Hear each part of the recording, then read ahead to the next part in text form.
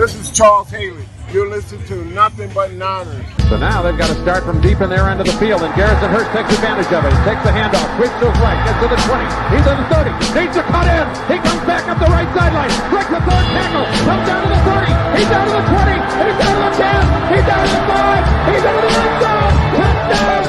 Touchdown! 49ers! 96-yard run from scrimmage. Garrison Hurst.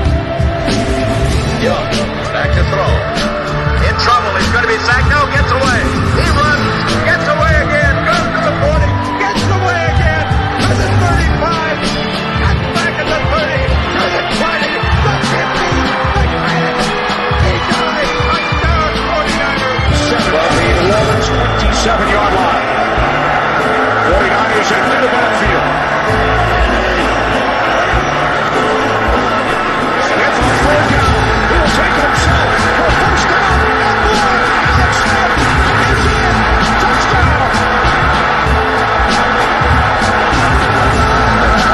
Left hip. Third down, Alex takes the snap. Alex looking down in the post, and it's good! Touchdown! Touchdown 49! But it's second down. Ryan takes the snap, goes to slant to the left side. It's Michael, intercepted! The 49ers pick it, and Navarro Bowman is redemption! Navarro Bowman running it all the way for a touchdown! Kaepernick keeps it. Hold everybody. Colin Kaepernick. What a game. Touchdown.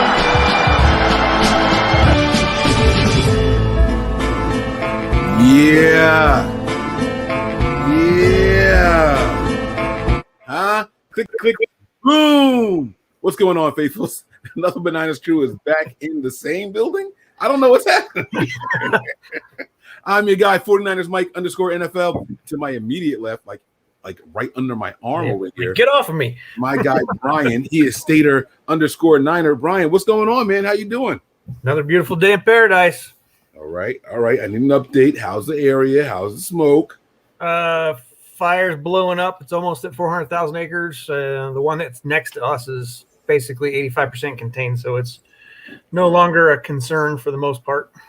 85% contained is a good thing. The little one that's by us, the one that's ginormous is it's like 15% contained, and it's they're getting ready to evacuate 2 more cities or towns. I don't think there's a such thing as 15% contained. It sounds like you don't have control of that bitch at all. Right. So containment is considered areas that the firefighters have done enough job that they've cooled down hotspots, and they're saying there's no potential for anything to restart there. Mm-hmm. All right. Okay. Well, prayers up to the area, and hopefully no lives are being lost, and no not too much damaged property or anything. I'm sure that kind of insurance is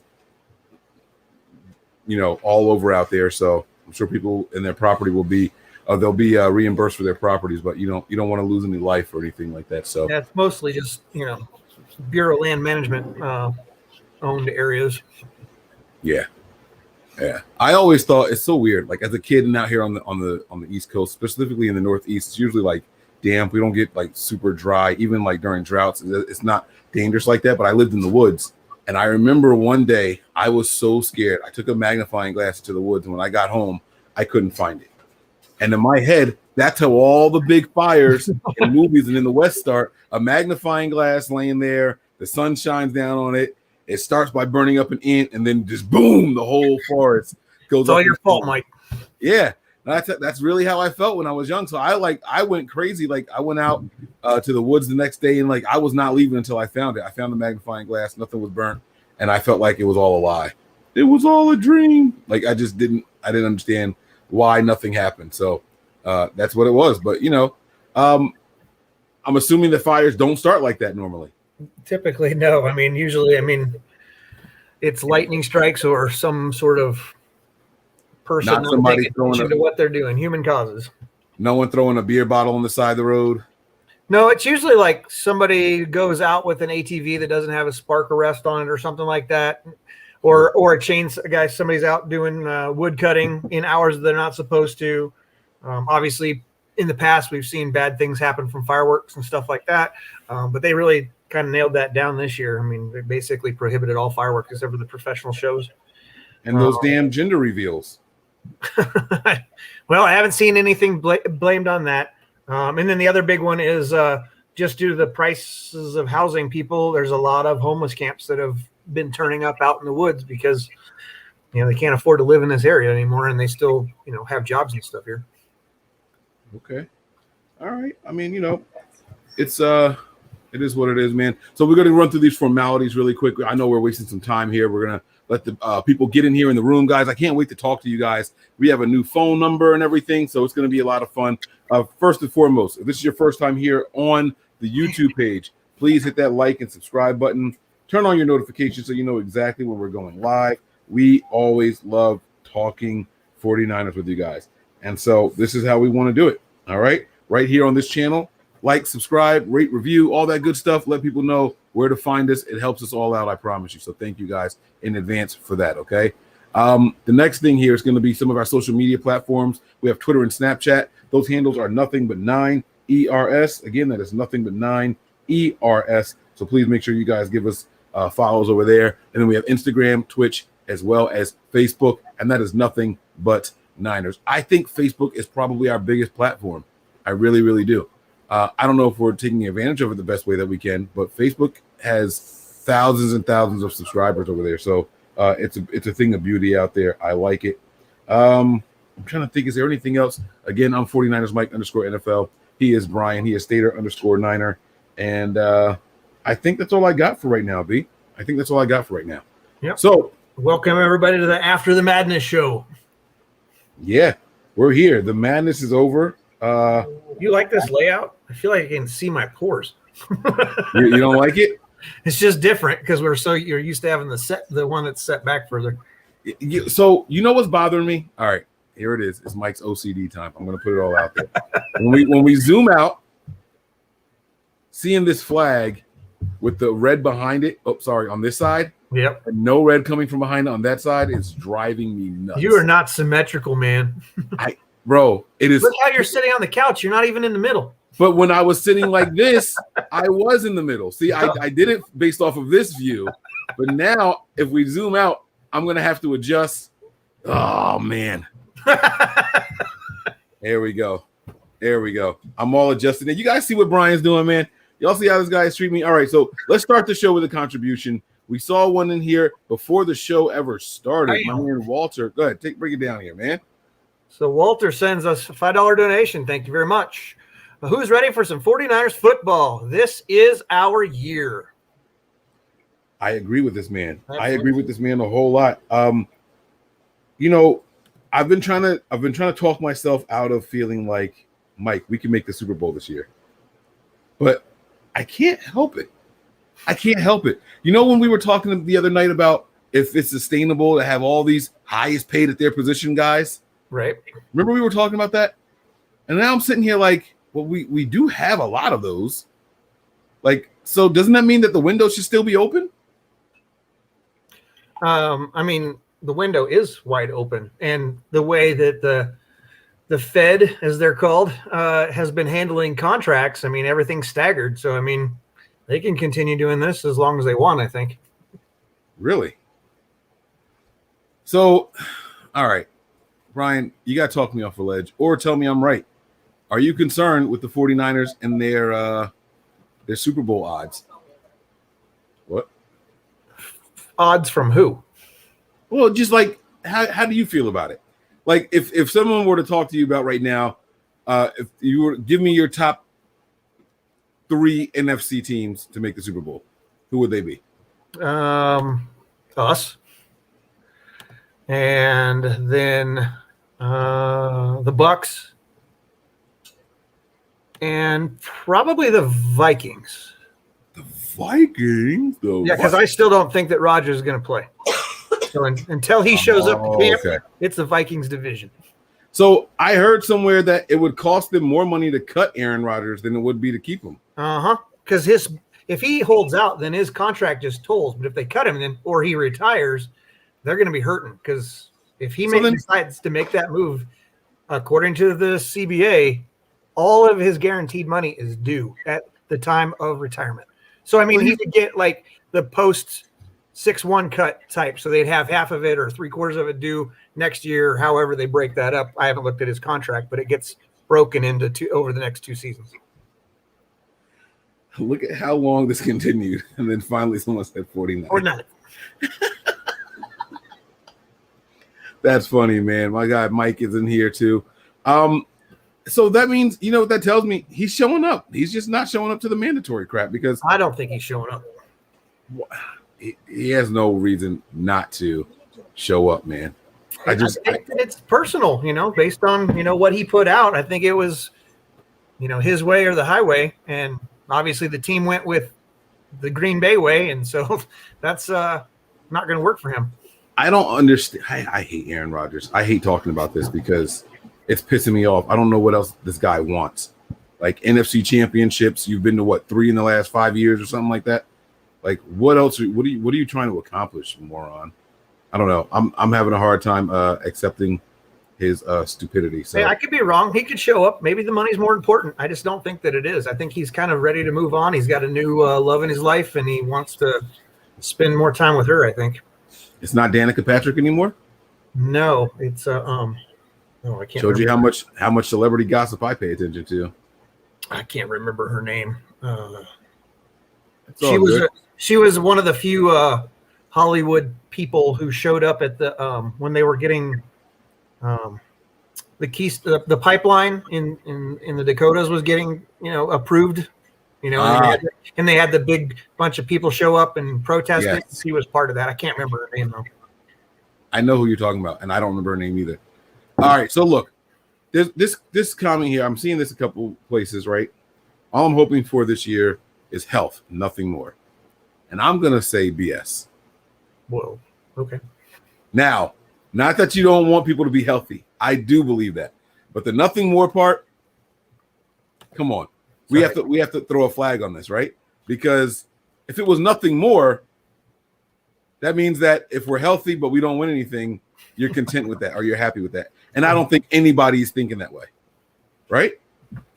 Well, I think that, maybe that wasn't the intent of the comment, but if the team's healthy, they're going all the way.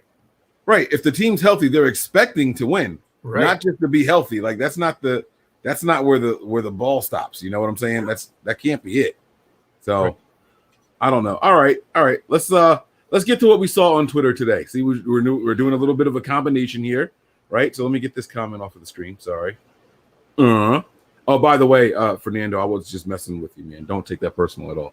All right, don't take it personal. Boom. 1 week from today, the 49ers, rookies and veterans together, report to Santa Clara for the opening of training camp. Damn it, we made it, guys. Yeah, we made it, man. Oh, what a long time. We're going to finally have some 49ers news to discuss. I can't wait for it. Oh, man, this is going to be excellent. Let me ask you this question, though. Do you know whose birthday is today? Today's birthday? Yep. I'll give you a hint. They're not on the 49ers.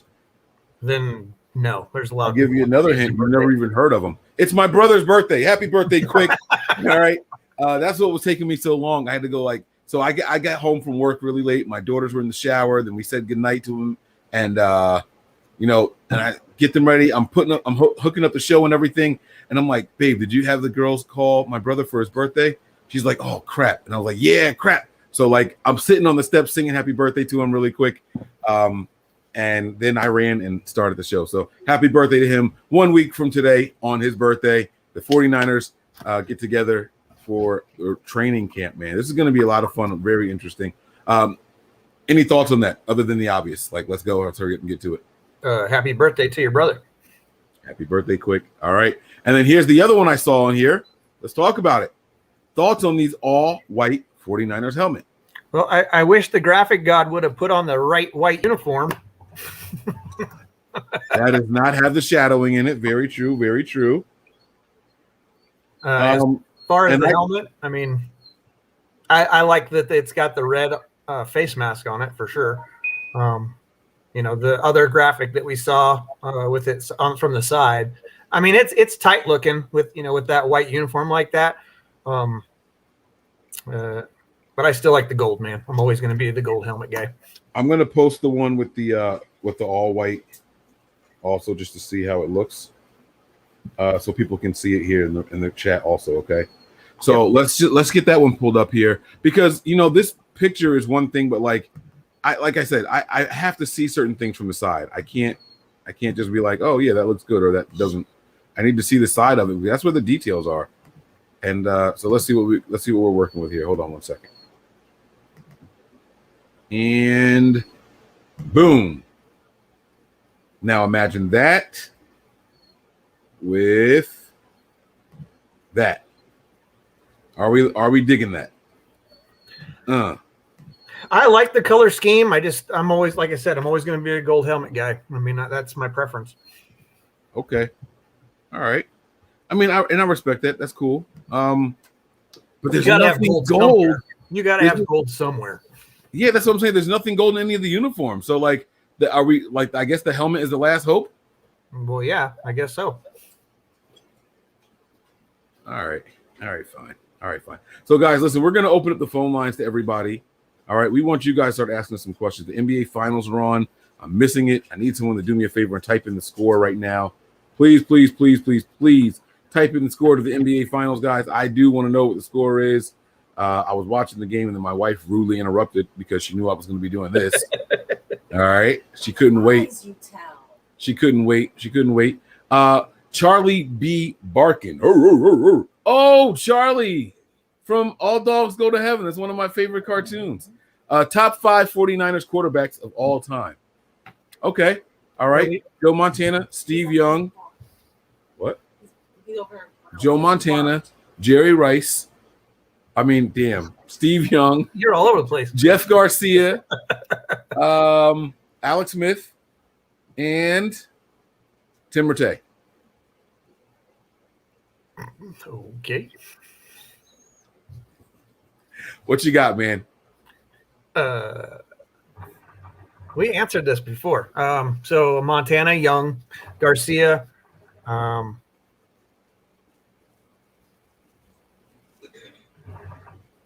on. Alex Smith. Uh-huh. Colin Kaepernick. We won a lot of games with Cap. I'm putting Cap in my top 5. Well, I mean, I was going to go back, like in the Wayback Machine, to like before I was born. Before I was born, Oh, like Brody. Oh, so we're paying some homage. Yeah, some Brody yeah. I got you. All right. So, I forgot to put the phone number up on the screen. I want to hear from people. I knew I was in the middle of doing something. Right. So that's today is the give back show. This is your opportunity to chime in and answer some questions on your own and just talk freely if you text in or call in. I was inspired by Miss Debbie when selecting the new phone number for us because her number has 49 in it. And so I said, well, I'm going to do the same thing. It took me like 5 minutes because the app that we use randomly generates phone numbers. Oh. So you had to go through it a couple of times? Yeah, I had to back out. I kept switching. So what I do is I select the San Francisco area codes, which I believe are 415 and 628. Right? And so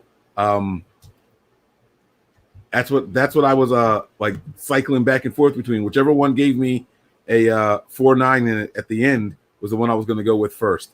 So we got it here. I'm going to put that across the bottom, and in case it's going too fast and you guys can't see it, I'll make it the big one that pops up by our names down there. Boom. All right. So we want to hear from you guys because we did this entire series, and I want to know some feedback. You guys can call in. You can ask 49ers questions. You can ask personal questions, much like what we did on the shows. And I also would like to – I'm going to ask each person that calls in a question about the show. Okay? It could be trivia based off of how long they've been watching. It could be ways that you would like us to do or other things that you might be interested in us doing. So you guys got to be prepared. I won't ask any questions like, oh, who has the 6th most sacks on the 49ers ever, and expect you to know who it is because I don't know who it is. Right. So I wouldn't do that to you guys. I'm not here to test your knowledge of the game or the love of the sport. I just want to know thoughts on the 49ers and how we cover them. All right. So, ladies and gentlemen, let's get ready to rumble. All right. We need interaction, guys. Come on, guys and gals. Now, I'm expecting to hear from some people who are always on us, man. And when I say always, like my man Callie, there's just a lot of regulars in here, Albright. Yeah, get these guys up there, man. Let's see what's going on. Uh-oh. Was that a text? I think he has to go outside because he ate 2 bowls of food already. Ask my man to take you outside. Good boy. He's like right on your heels. You're going to run her over. Get her, Poppy. Uh-oh. Unfortunately, we've had to reassign your phone number. Wait. Oh, never mind. That's an old message. I was like, wait a second. We should actually test this out. We should make sure this is the right number. So let me call it from my work phone, which is here. And I memorized that phone number already because it looks like a toll-free number. So 628-877-8449. Boom. I like that. That's an easy number. Ladies and gentlemen, it's on. All right. Here we go. And we got a missed call from a phone number already. Oh, that's me. All right. So while we're talking here, man, Brian, I want to ask you something about the NFC West. So I know you scrunched your face up when I said let's talk about fantasy during the show. Okay. At the end of the show, like if you guys got fantasy football questions, do you not play fantasy football? Like what's up with that? No, I don't play. Last year was the first time when I was with you guys. That was the first time. Well, I mean, since like forever ago, but I'm trying to be like in a serious league. I just don't do it. And like to me, it's a little too early for that because we don't even know what the teams are. Like you got players that you think should make the squad that might not. So, there's only so much you can really do. All right. Well, let's start with some of the questions people are throwing to us in the chat because I did say in the little write-up that they can post their questions in there and we would get to them also. Where'd it go? What just happened? I don't know. I clicked on something. Oh, I got it. I found it. Rob Schmidt. Who? How many yards? Huh? It's a lot of never mind. Go ahead. Schmidt. Yeah. How many yards per carry do you think Sermon will average? Yards per carry, not per touch. So this is only rushing. And this is going to be a fun question. I have an answer too. 4.2. I would be extremely disappointed if that was the case. Extremely disappointed. Okay. I expect Trey Sermon to average almost 6 yards a carry. So I know that something closer to that, but then I was like, that no. He's a rookie.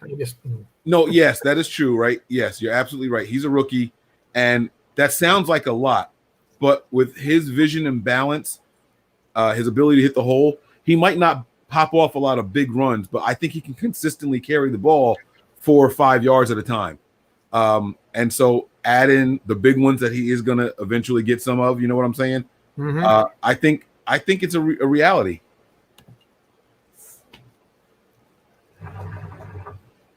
So do you want to change your answer, Brian? You want to keep it? No, I think he's going to, I don't think we're going to see. Did you put this up here already? I did not. Oh, okay. I haven't gotten that far down the list. Oh, did I skip a lot? Oh, there's a bunch in here. Oh, my bad. Let me let you do your thing then. I'm just looking at stuff. I'm trying to skip over questions. That's all. But yeah, I was looking for shout out to Mike's brother. Happy birthday again. Happy birthday, bro. All right, we can take this off of here. He's not watching. He's an Eagles fan anyway. F him. Happy birthday. F you. No, I think that being a rookie, I mean, I would expect to see great things from him, but I just, I think same as, other rookies that we talk about. But there's a learning curve, and I expect that he will be in that range probably eventually, but I think this first year, I think he's going to be a little less than what we want to see. I still think he beats out Mostert for the starting job eventually, though. And when you say starting, you mean physically starting, right? Yes, the first snap of the game, Mike. Okay. I just want to make sure He might not get the ball on the first snap of the game, but first snap of the game. I've documented it. I'm on record saying that I think he gets more carries earlier than people expect, maybe even as early as week 1, as long as there's no injuries or anyone. All right. I like this feedback. Okay. We need some phone calls.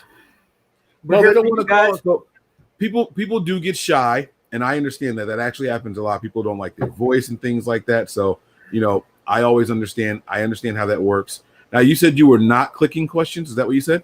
I was clicking over the questions. I was just doing the comments. Oh, okay. Let's do some. Oh, we got a score update. Thank you. All right. I need the Suns to come back. Right now it's Buck 68, Sun 66. Ask and you received. All right, here we go. Oh wait, hold on. Let me figure out how to put this thing on speakerphone first. And we're live. Hello, who are we speaking to?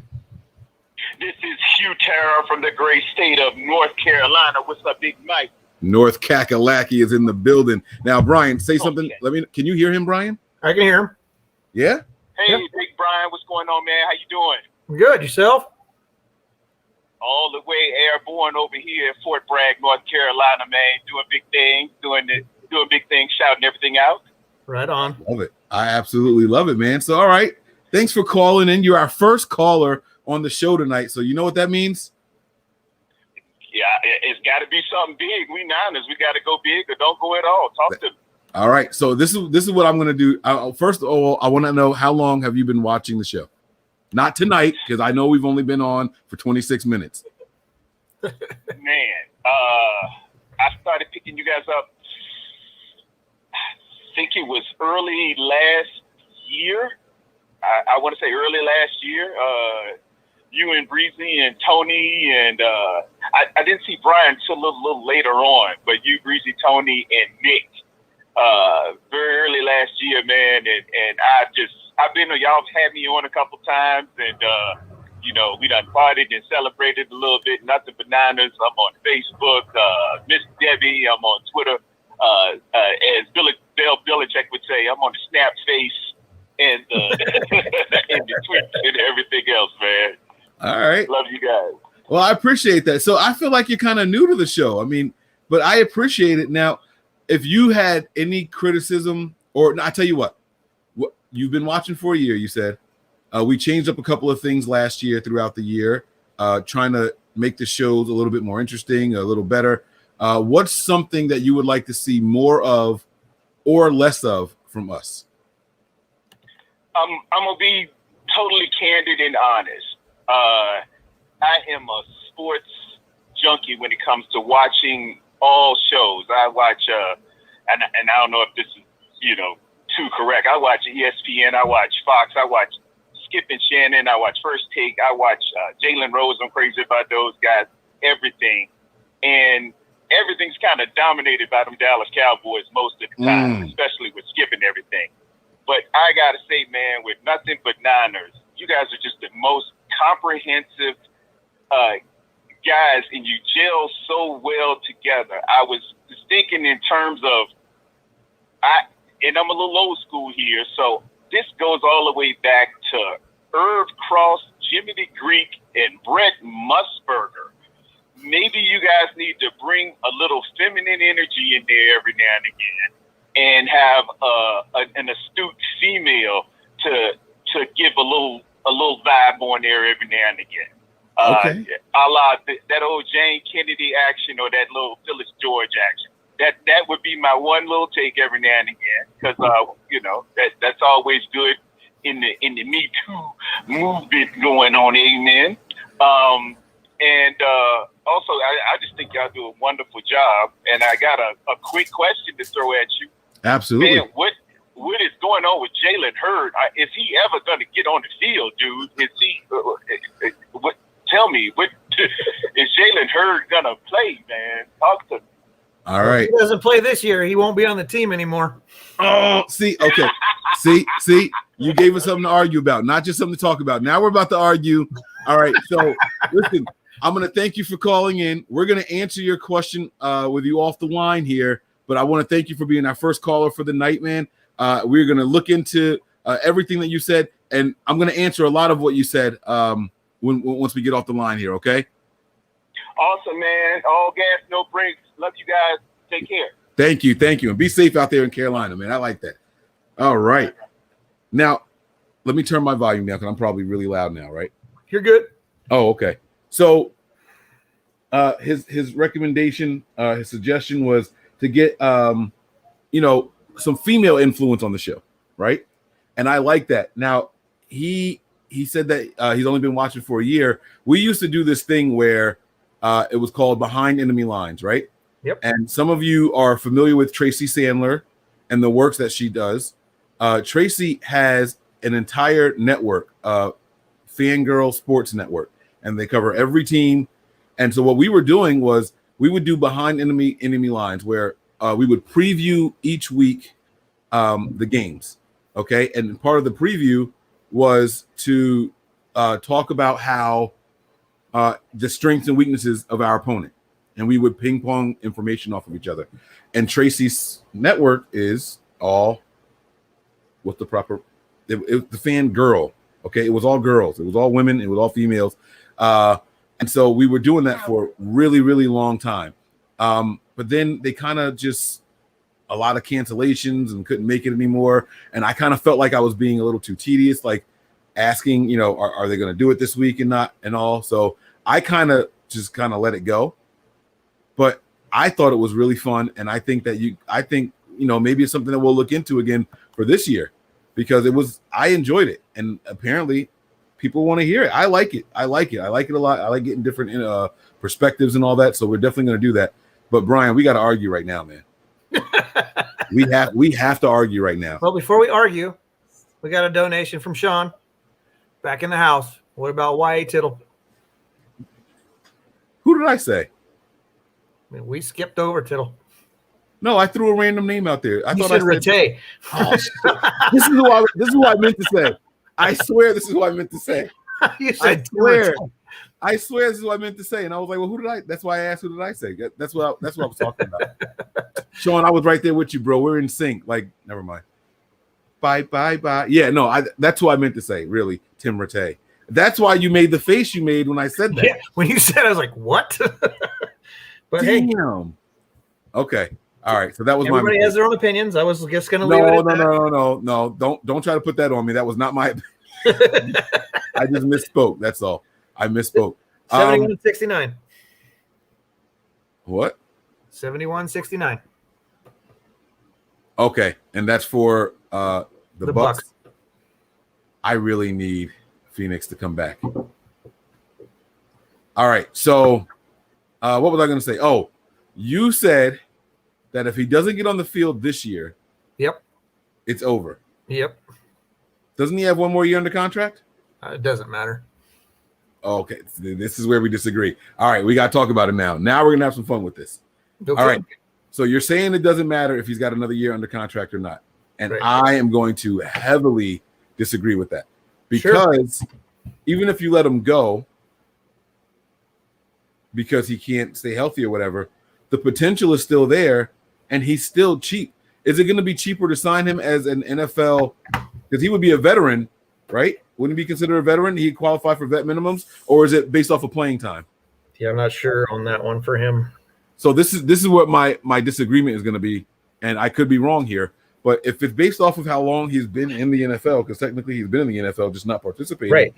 He's a veteran, and it could cost more to cut him and then bring him back than what he's going to make on his rookie contract, no? I'm pulling up his contract right now.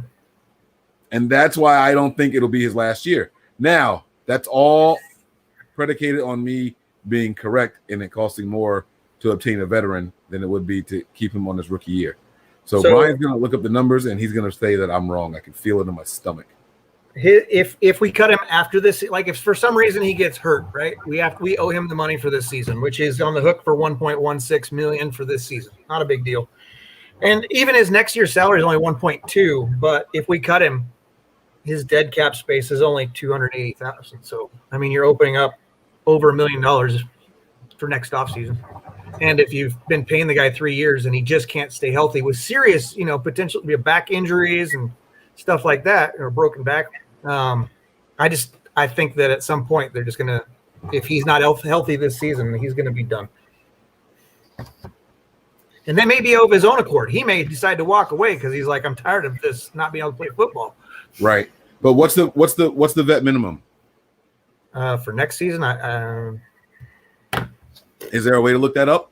I'm not sure, because I heard someone say that earlier also, and I'm like, nah, you got to keep him one more year. It's $850 this year, or depending on your accrued seasons, right? $850 or $920, basically, depending on how many seasons you have. Okay. So I would assume it's going to be about $50,000 more than that per, so you're looking at $900 or $970 next year probably, which is, and it's fully guaranteed also, right? no, I mean, if they don't make the roster, like you can give, like we have 90 guys on the roster. We got a couple of guys like Kevin White, who's got a vet minimum deal, but if he doesn't make the 53, then we don't owe him anything. Right. But if we release him and then we try to pick him back up off of potential, I guess it depends on when you do it. Like if you do it in the off season, I guess. Well, I mean, when we pick up guys in mid-season or week 2 or whatever, that guarantees their contract. It doesn't guarantee it for the year. It only get like if we read it, their contracts typically are very minimal, like $850,000, like what I was saying a minute ago. But if they get hurt, then it's guaranteed. If they don't, if we cut them, then we only pay them for the week or 2 that they're on the team. Yo, what is wrong with the NFLPA? How can they let that happen? I don't know. I'm not part of that conversation, man. No, I know, but do you understand how crazy? Like, what's the point of telling me I have a guaranteed contract if nothing in it is ever guaranteed? They're not guaranteed. It's just a vet minimum. Like you're guaranteed to get this much money if you're on the team, but if you're not on the team, then you don't get that money. Oh man! So the veteran minimum obviously is more than what the the $680,000 that the unrestricted free agents are getting, or the undrafted free agents are getting. So the NFL is the only sport that doesn't have any kind of fully guaranteed other than the signing bonus, I guess. Right. I mean, when you have obviously your players who are getting 2, 3, 5-year deals, they have some sort of guaranteed money in there, and that money is guaranteed. Right. However, a vet minimum deal is not guaranteed unless they specifically say it. Or, like in Sudfeld's case where they're like, okay, we're going to give you $250,000. $250,000, or $238, whatever it was. Then that money's guaranteed, obviously. But if we cut him, there's nothing else to be paid. But we have technically $283 million or $1,000 in dead money if he gets released. Right. Wow, man. They got to do something about it. They got to help these players live out here. You know what I'm saying? Like that's not right. That's not right, because you can get injured at any time. And I understand the injury guarantees is probably what the bargaining chip was. Like, let's get the guaranteed money in case we get injured, because these guys are getting hurt and then getting sent home for pennies on the dollar. But damn, dude, seriously. Oh man. I feel bad. I feel bad for the players sometimes. All right. So because I don't understand, as much as I understand how this works, when I've gone in a deep dive trying to figure out how these guys get paid, during training camp, who's paying? I'm not going to show up to work for a potential, I need to get paid somebody, right. So I don't know how that works, because if you cut a guy during, before the 53-man cut down, then they don't make anything per their salary. So there has to be some sort of money that gets paid. I just don't know where that money comes from, because it doesn't come off their contract.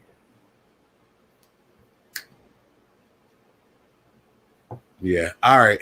I won't dwell on it too much longer then, because that's sad. All right. I don't know either. Okay, but that was good. I like that he got us. It wasn't as much of an argument as I thought it was going to be, but I still feel like with his potential, if he did remember how we were talking about D4 throughout the season? We said that if he's either on this team or he's going to retire, the Niners can't get rid of D4, right? Mm-hmm. I kind of feel the same way about Hurd, but not because of how big his guarantee is, like how D Ford's was. But it's because of, if that potential is still there and he's still interested in trying to show you what he's got. I feel like we were talking, was it last night? Maybe the night before, we were talking about how why I thought Jerick McKinnon was on this roster still. Remember, it was like, we paid you so much money and you haven't given us anything. We're going to see what you got at least. Yeah, but and I think that's different because McKinnon fleeced them, basically, and Hurd it.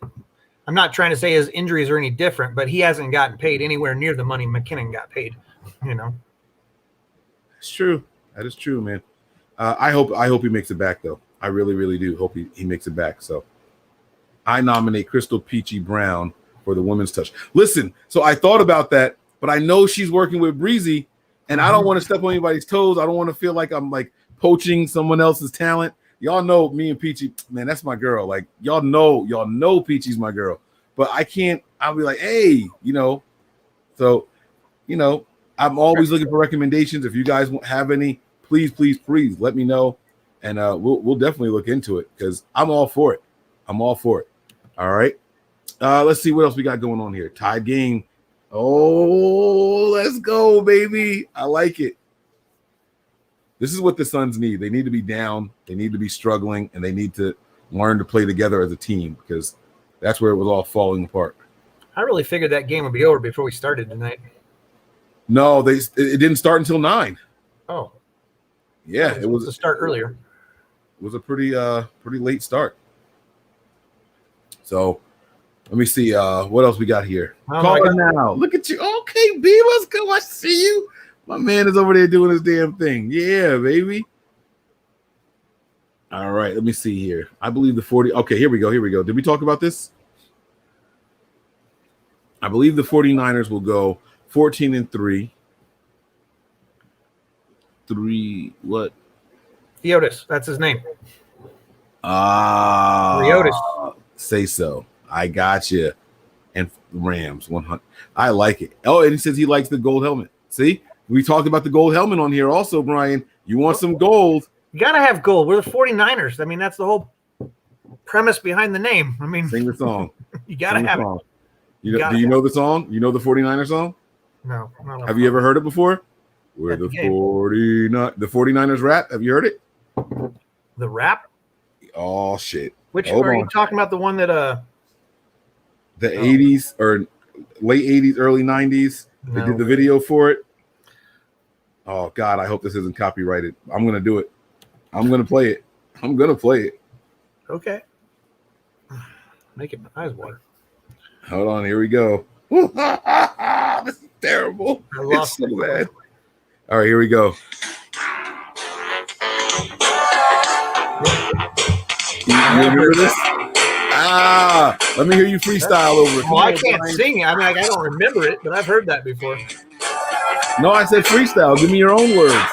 No, that's not me, man. I'll be the guy in the back going. Obviously not at the same beats per minute there, but. Oh shit! Listen to how long that intro is. They're asking for bars. They're asking for it. Sorry, funny. I lost our spot in the questions. I'm trying to find out where we were at. Just me, Roger Craig, and a couple of friends. We play the game where you pass, block, and run. But most of all, we out to have big fun. I get the ball every now and then. They call me Roger, the Dodger. I bust through the defense. I'm on a team that's never been finer. The San Francisco 49ers. All the night. Hey, let's go.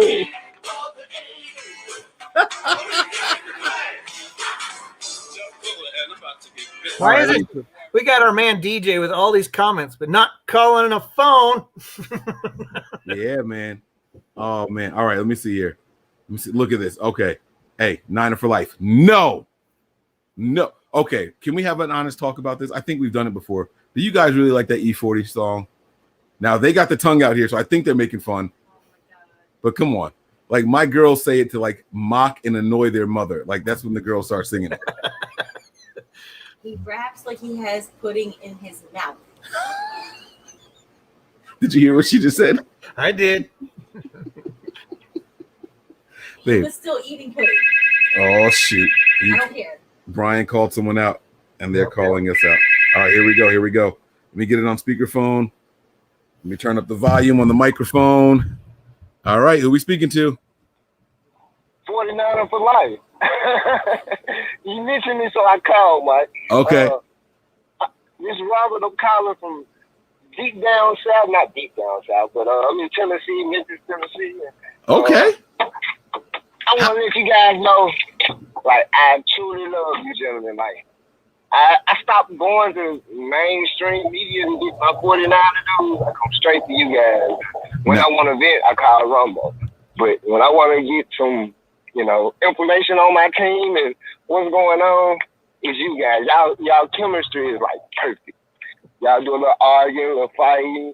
You're men's men, and you're passionate about our team. And I love it. That's right. See, did you hear what he said?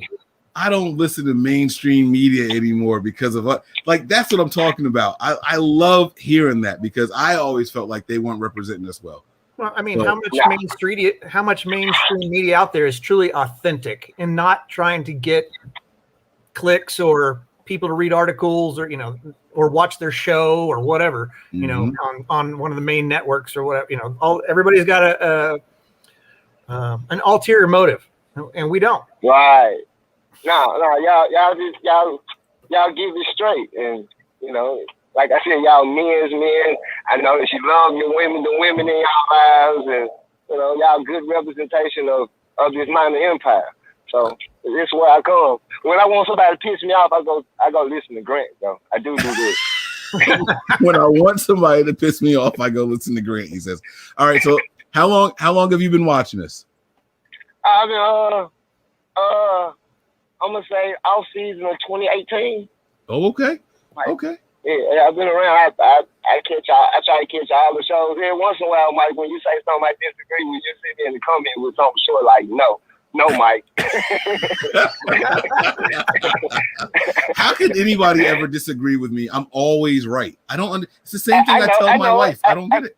Mike, I know you're not always right. Listen, I'm truly part of the empire. I know you're never wrong. It's the rest of us that are wrong. We just got to get caught up. Yeah, I'm just a couple steps ahead. I'm just misunderstood. That's all. I'm just misunderstood. Right.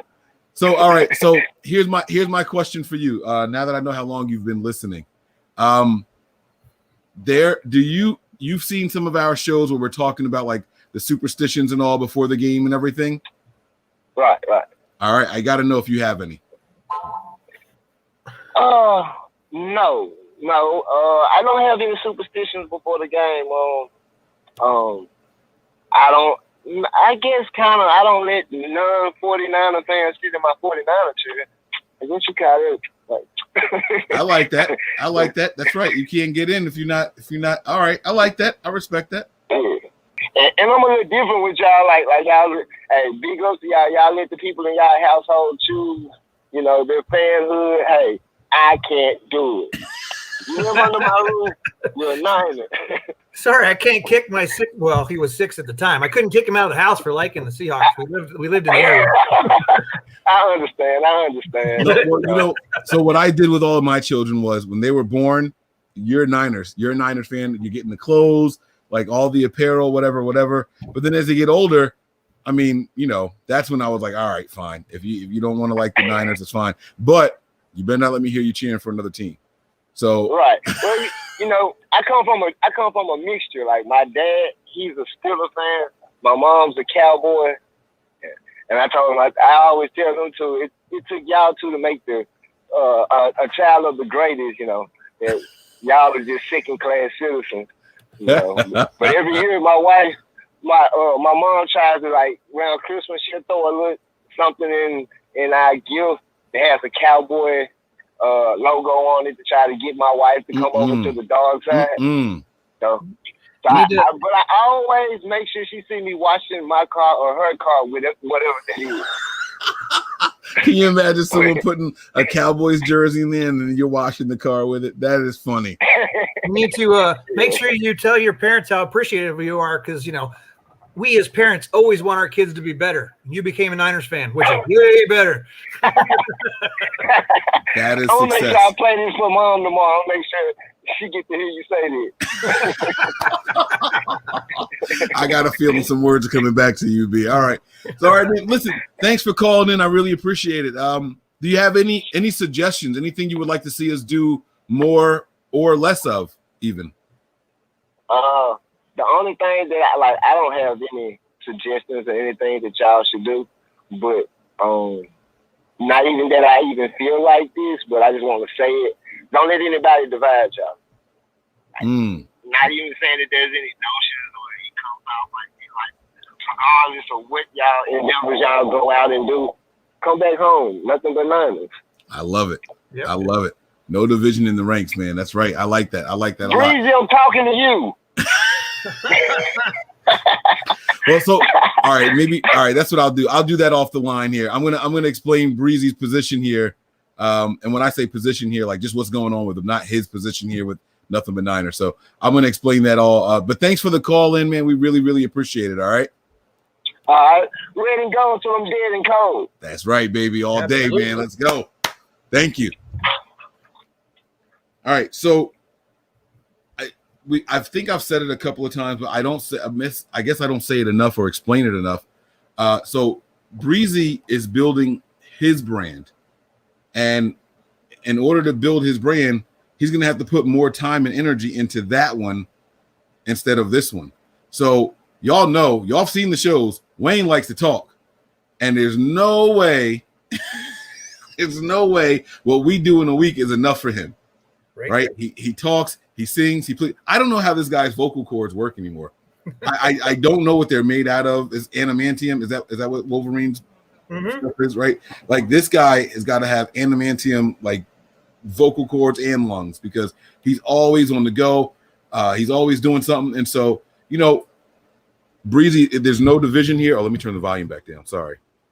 There's no division or anything like that. We are all still very much family, all still in the same group chat. We get down with I probably should check my phone to see if he texts and ask for a code.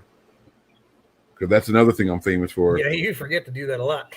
I really do. No. I don't see anything. So, okay. I'm in the clear. Guys. I'm in the clear. I did not see him. I did not see him. How do I say that without the double negative? I didn't see him. No, that's not it.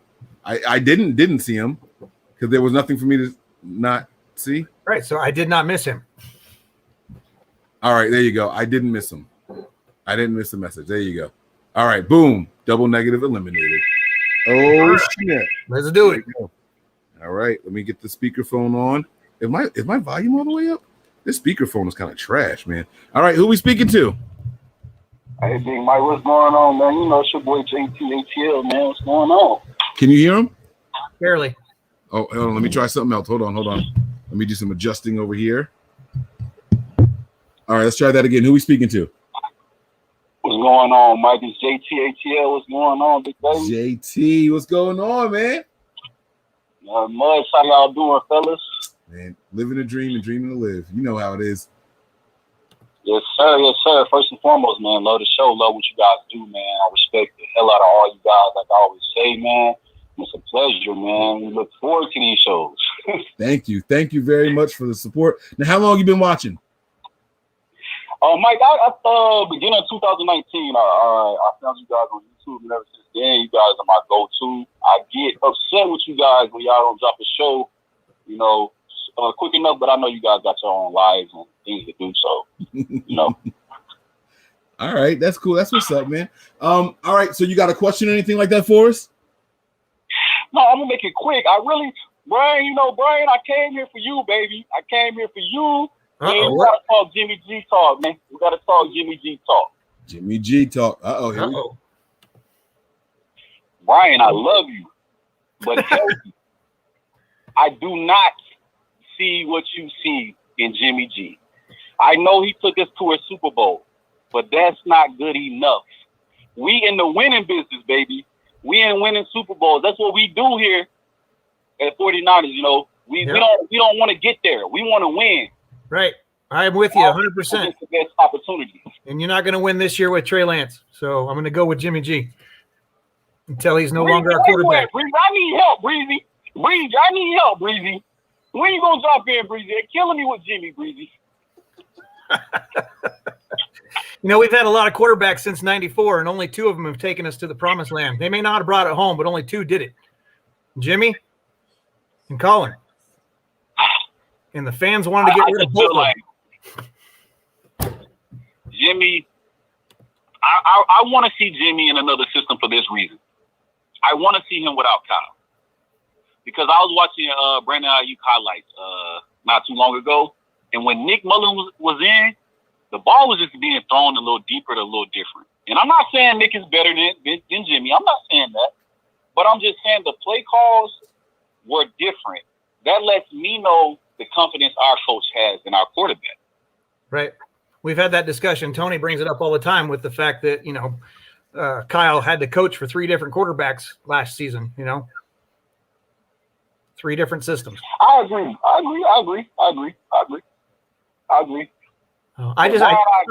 Jimmy's on this squad right now, and he's the starter until Trey takes it away. So that's why I support Jimmy 100% until he's no longer the starter. Well, Trey's coming. Brian. He is the future. I will not deny that. And we're going to be excited, Brian. We're going to have the first rookie quarterback to win a Super Bowl. Us. That's all I want to say. Just be excited. I love the show. I enjoy you guys. Let's go Niners. We will win a Super Bowl this year, and I'm riding with you guys all year long, and I ain't stopping. Let's go, baby. Yeah, we appreciate that. Let's go. JT, my man from ATL. Thanks so much for the call, man. We appreciate it. I appreciate you guys, man. I really do. Thanks for calling in. Yes, sir, Mike. All right, be safe, man. Brian, he let you off easy, bro. I thought he was going to get you, man. I thought he was going to get you. You know what the problem is? You speak like it's fact, or like it's a matter of fact. Like, all right, hold on. Let me turn my volume down. I know it's way high now. You were fine. Really? Yeah, let's read this real quick. Oh, okay. Sean says, thanks for the contribution. Y'all see Mike Twitch when he said Cowboys fan? I didn't know anybody could see that. Those Cowboy defeats do sting, just like Brett Favre. Dang it. Smile after beating us. Yeah. I do wince when I hear that someone else's mother is a Cowboys fan because I understand it. And he was also talking about how, he came here because of how we were able to get away from the mainstream media stuff. And I know I'm not allowed to say I know because no one knows with 100% certainty, but Jerry Jones pays to get his team talked about. Like it's out there. Like it's a thing. You know what I'm saying? So when he said that he came here to get away from the mainstream media, I really like that he said that. And I understand why. And then he mentioned Cowboys. And that's when people say I don't like mainstream media, the Cowboys are the first team that I think of. They haven't been good in forever, yet they always somehow dominate the headlines and the programming on the NFL. There is a reason for that. And it's not because people tune in to watch it all the time. Like they're America's team. I don't know how you said that and sounded so. I don't even know what the word is. I don't know what the word is. I can say. I'm not going to say I want to say. I don't know what the word is. I can say. But yeah, you did a good job there, Brian. But it's like, come on, man. Like nobody cares about them. Like no one cares about the Cowboys that much. I actually boycotted the NFL Network for 2 years because every time I turned to it in the offseason, it was something to do with a top 10 Cowboys countdown, top 10 Cowboys games. Like it was just good thing I'm not American. Where is DJ Malone from? Canada. Maybe that's why he's not calling. It's long distance. Oh, that's why he wanted to Zoom. Okay. Tony wants the link. Oh, Tony wants the link. Okay. Uh-oh, we getting Tony in the building. Right. He's going to come in here and hand me my ass now. Oh, is that why? Is that why he said he was? I don't know. All right, Tony, I'm shooting you an email right now, buddy. I'm going to shoot you an email right now. What email am I logged in on right now? There he is. Oops. Now, the one time I email it to him without him asking this year, he's going to say, oh, can you just text it to me? I know that's what's going to happen. All right, Tony, I sent the email. Let's see if he pops in here. Now, you so definitively said, well, you ain't going to win it with Trey Lance, so I'm riding with Jimmy. How can you say that? I'm going to go with my first thought process is history in the NFL speaks volumes. The step from college to the NFL. Have we ever seen a rookie quarterback go and win the Super Bowl? And start all year? No. And win the Super Bowl. I said and start all year. I'm saying no. Okay, but you're putting that caveat on. Because every have you rookie seen a quarterback rookie come in midway through the season and still win the Super Bowl? I've never seen a rookie come in midway through the season. I'm just saying, I don't think that a rookie is going to win a Super Bowl. I just don't. Oh, ye of little. I know that a lot of people. I don't hate Trey. It's not about not liking Trey. It's about the competition that he faced while he was there in North Dakota, and being out of football for a year, basically. Coming in to learn what people call a very complicated system. Not saying that he can't do it. I just feel I have more faith that Jimmy, who has been involved in the system, will learn, and he's underneath the pressure right now. He either, if he wants to maintain his salary and get traded to a team that's going to pay him, he needs to have a year of a lifetime this year. They about to eat your ass up, Brian. I'm so sorry this is about to happen to you, bro. Bring it. It is what it is. Like I said, Trey is the future. I got that. I just feel like this year, this is going to be Jimmy's year. It's going to be the 49ers year. All right, see? And it all involves winning, and that's what people have to remember, that we want to win first. We're all about winning. But I don't like that you just said my man just can't do it. Like, it's not physically possible. He can do it. I mean, see, it wasn't his rookie year. There's never been a quarterback that won as many Super Bowls as Tom Brady did till he did it. So maybe there'll never be a rookie that doesn't until we let Trey go in there and do it. Well, that's what I was going to – well, not that. I wasn't going to use that example. But I know it wasn't his first rookie year, but it was his second year. Colin Kaepernick almost did it. Oh, there he is. Tony's in here. I thought I was waiting for the picture. I don't know if he's ready or not. Oh, yeah, he's not. I got no thumbs up. Yeah, I didn't see. I'll pop him in here. Colin Kaepernick almost did it in his first year starting. So it was his second year technically, but it was his first year starting. Who's to say that, if he had won it, would people say something different? A rookie can do it, and would they be using Colin Kaepernick as an example? No, because I think that people would still use the caveat that he wasn't a rookie.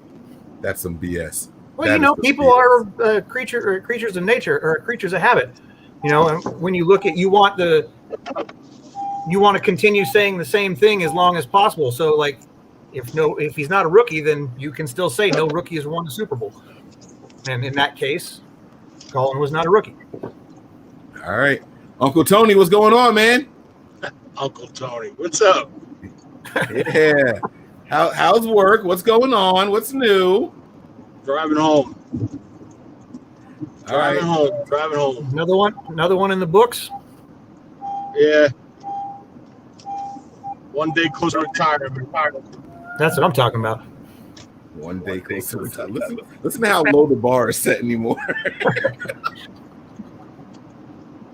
Oh, man. So, Tony, was there anything in particular that you said send me the link for, or was it just because you got off? I see what time it is now, so you're actually just getting out of the building. Yeah, I just got off. Oh, I thought you were coming in here to get at my man. Okay. So you haven't seen anything. Have you been watching any of the show? No, I literally just walked out. Oh, damn. What a happy coincidence. Oh, I was sitting here trying to stir the pot. Yeah, you were. Never mind. Then I won't do it. Like it's the witch's cauldron over there. Oh, man. I really thought it was about to go down over here. I told y'all. What happened? Nothing. I said that there's no way that Trey could win a Super Bowl this year. I mean, I kind of agree. I mean, I don't think it's – wait. I don't know. I don't know how I feel about that. Right, but Mike was upset because I said it in such a definitive manner. So you were like 100% signed, seal, delivery. He's not winning a Super Bowl. Right, because Jimmy's going to win it. Now I understand what you're saying, Mike. Bro, Tony, I thought you were coming in here to get at him because so we had a caller call in and say, like, Brian, I'm here to talk to you, man. Like, Trey can do it, da-da-da-da-da. And Brian's like, Trey can't do it. And like I said, he said it so definitively, like so matter-of-factly. Hey, I'm just hoping he watches the show. Maybe that'll motivate him. Oh, so you're taking the Grant Cohn approach. Sure, why not? He can do it. I can too, right? Oh, they're going to kill you, Brian. You can't say things like that. Oh, my God. It's America. Right. I can say whatever I want. Oh, he's throwing it all out there tonight. This guy, what are you sipping on over there? What are you drinking tonight? Same, it's cooler, same as every show, man. Okay, all right. So Tony, I'm glad that you're on here. Last night we had a question about if there was a defined role for Jared Mayden on this roster. Yeah. Talk about And I was telling them, I said, Tony and I were just talking about that yesterday or the day before, and Tony has an interesting take. You want to break that down and let people know who Jared Mayden is, because a lot of people don't even remember who he is and what he stands for. What do you think his role could be on here? Yeah, Jared Mayden was an undrafted free agent by the Niners out of Alabama last year. He was behind Diggs, Surtain, and I forgot who the starters were at safety last year, but I know those two guys were the corners. But his thing is he has the ability to line up across the board, meaning outside, inside, free safety, strong safety. He offers you that versatility. Will spot too, right? I don't know about the will spot. I think he is a little undersized for the will spot, but I do know for a fact he can play literally all over that secondary. So now let's take a look at this 2021 season so far. Since we started, with the free agent signs, the draft process, we did draft Tyler Hufanga out of USC. Mm-hmm. And we lost Travarius Moore with a torn Achilles. So now, I honestly think, and Mike, you're probably going to agree with me if I had to put money on it. I think our special teams needs a huge upgrade, and I honestly think a Hufanga being drafted in the 5th or 6th round, whatever it was, Mayden, not only does he offer versatility in the secondary, but he can contribute and potentially be a gunner to replace Travarius Moore. So you're looking at players that offer dual skill sets, special teams and defense. So that's why I think potentially that Mayden could have a role on this defense, where I think his top competition, in my opinion, is going to be DeAndre Lamore at that nickel cornerback.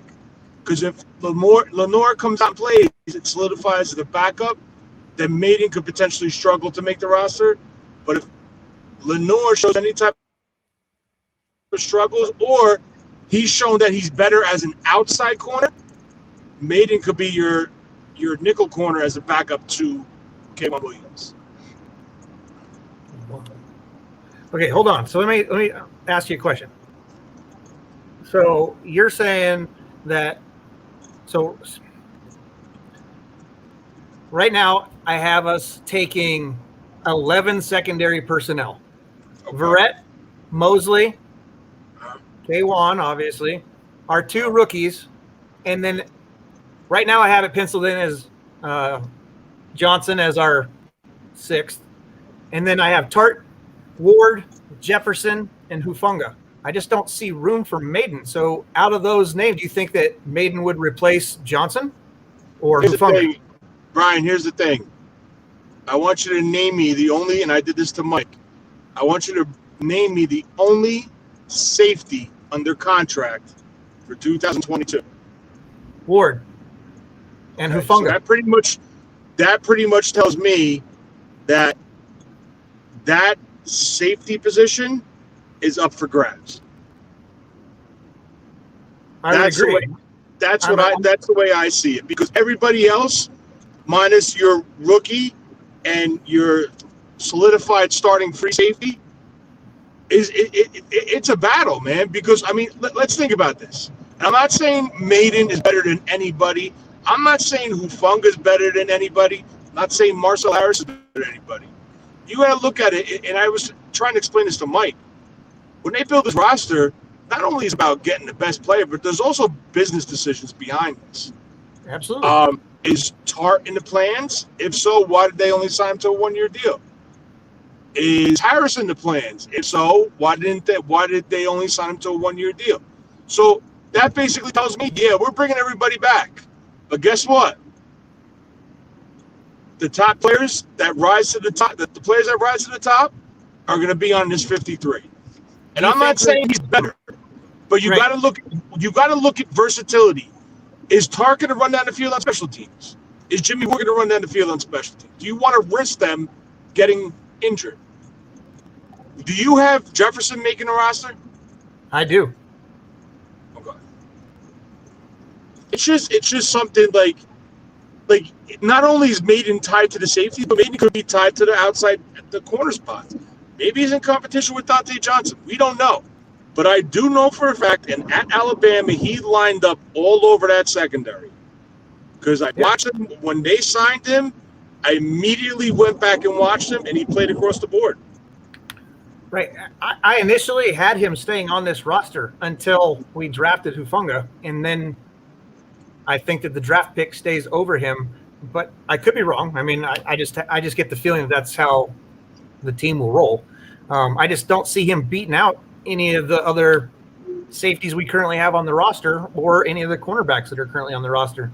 I mean, because at the end of the year, and this is what Mike and I were talking about the other night, was, Johnson last year, at the end of last year, he showed his versatility, being able to play both outside and nickel spot.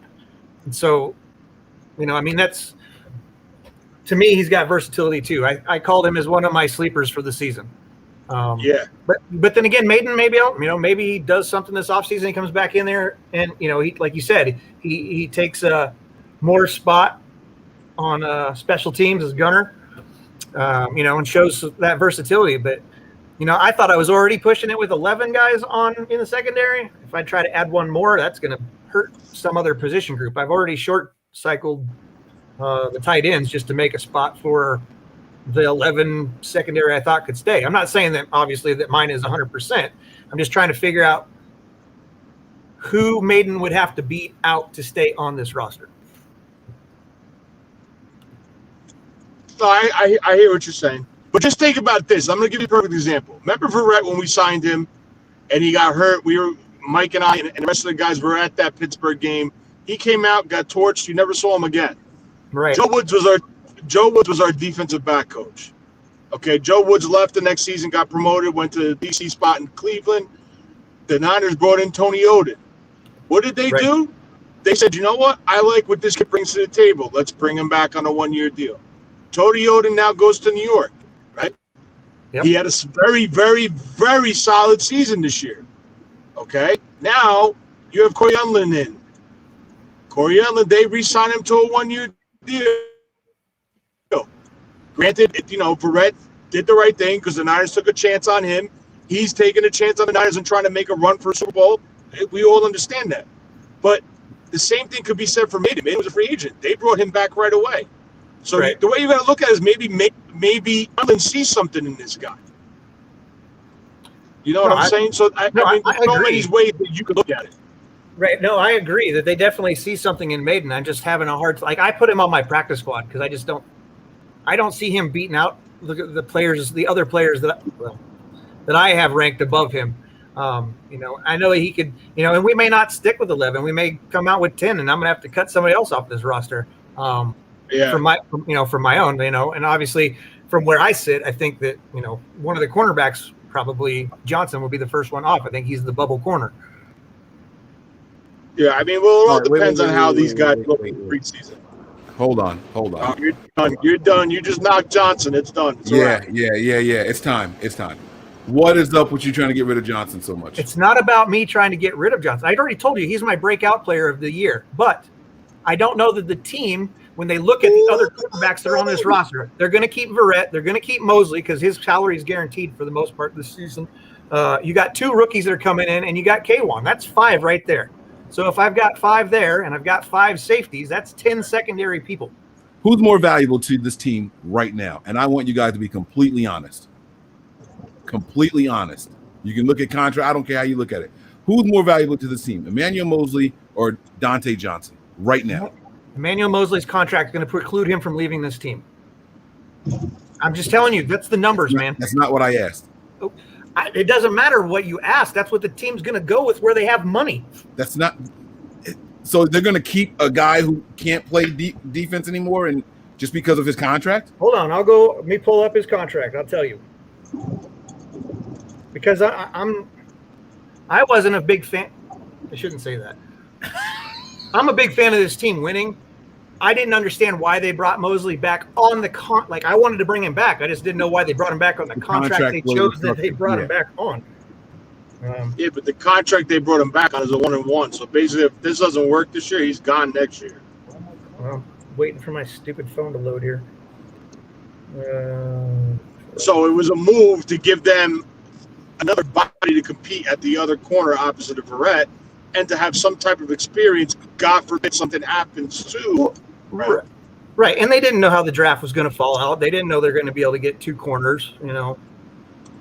Well, while he looks that up, Tony, who do you think has more value to this team right now? Dante Johnson or Emmanuel Mosley? Let's see. I don't understand the hesitancy. No, Dante Johnson brings more as far as athleticism to this team from my purview than Mosley does. But what I'm talking about is what the team will probably do. That's what I project is what the team's probably going to do. Not what Brian wants to do. Based off of the numbers, that's what I think that they're going to do. So why don't we just comprise the 53-man roster just based off of the guys with the top 51 salaries, and then pick 2 random guys? Because not everybody's salaries are all guaranteed. Whereas he signed a 2-year, $9.3 million contract with 8.7 of that guaranteed. How much of it did he get already? Because you just said that if he's not on the roster, it ain't guaranteed. That's what we were talking about with guaranteed. No. Guarantees are different. Like what we were talking about earlier is not in the same purview of what I'm talking about now. So if we cut him now, he's going to have $8.7 million in dead money over the next 2 seasons. It'll be 2.6 this season, or excuse me, 6.4 this season, and if we cut him next season, it'll be 3.79 in the offseason. So it's almost $10 million. Yeah, his contract was 9.38 million is his contract. What's his cap figure? What's his base cap figure? His base salary? Yeah. His base salary for this season is only $920,000, but that's not the cap hit, nor is it the dead money if we decide to cut him. If we decide to cut him, how is it structured? So he's got a $920,000 base salary this year, a $1.7 million signing bonus this year. So if we cut him now, post 6-1 release, the dead cap for this year will be 4.7 million, and another 1.7 next year. So that's 5, 6, and then and he's got a negative 2.8. So if we cut him this season, we would have a 4.7 million dead cap this year, plus a negative $2 million for his salary, which totals out to be 6.7 million dead cap this year. Plus next year we'd have 1.7 million on him. So I just don't see them cutting him first. Like that's 6 million. I mean, I know we did it with like K1 when we moved, Alexander, but there was different reasons behind that because we had a backloaded contract that we were trying to get rid of. I feel like because of his contract, Mosley is on, like he's a lock to make this roster this season, unless, he's on the pump or IRR. But we're still paying him, so it's not going to matter. I absolutely hate that. Oh, we have a. I don't like it either. We have a text that came in on the text line here. Hey, Mike and Brian. This is before Tony got in. Sorry. Do y'all think Kyle is good at developing quarterbacks? There's a lot more here, but let's focus on that. Let's talk about that. Do we think that Kyle is good at developing quarterbacks? I want to go last. Tony, you go, Brian, and then me. I'm going to say yes. I don't know if it's him hands-on developing the quarterback. I think it's his ability to scheme something to help the quarterback to become a better quarterback. So it's kind of like he creates the offense to the quarterback skill set and strengths.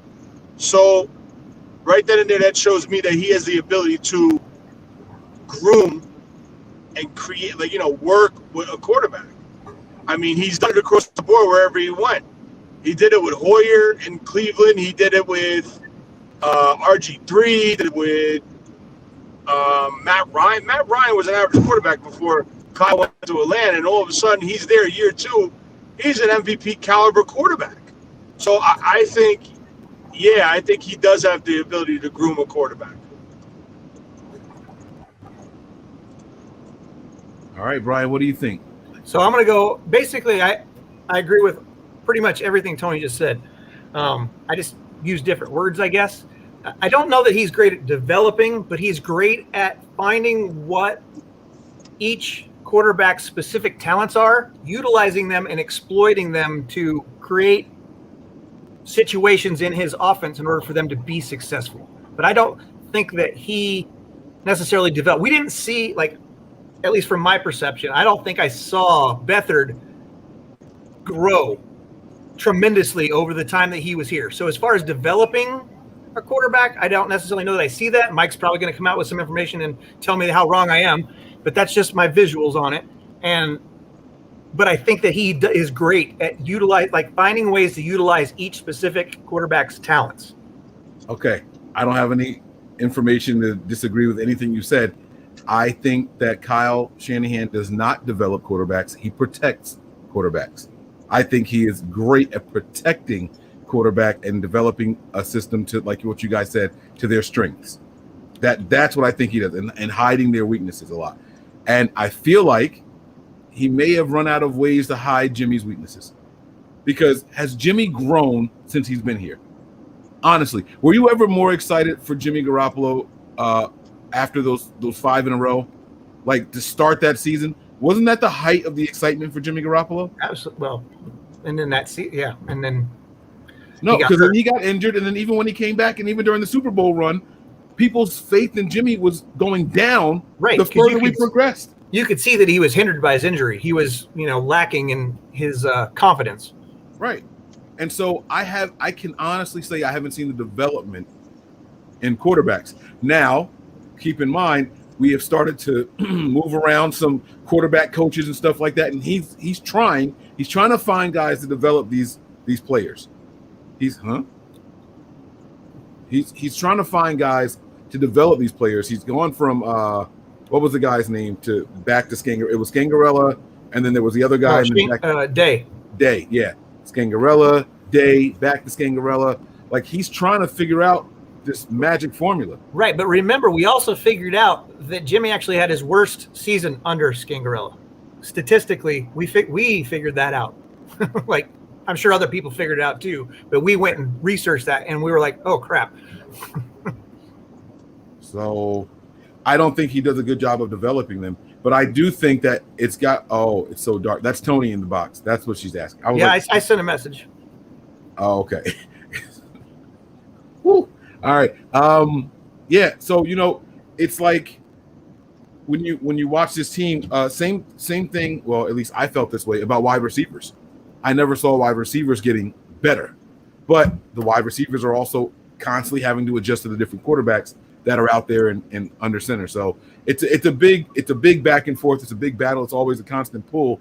But we just gotta try to maybe be a little patient, I guess. I don't know. I don't really know how to break it all down, but they weren't doing it. So yeah, we need some more callers. Let's go. Yeah, we're gonna go on for another 5 to 7 minutes. We're gonna wrap this up at an hour and a half here, and then we're gonna go home just like the Phoenix Suns. All right. I can't believe they started this 2-0, and then they're gonna lose 4-2. Ugly, man. I'm trying to scroll back up and see where you left off on questions.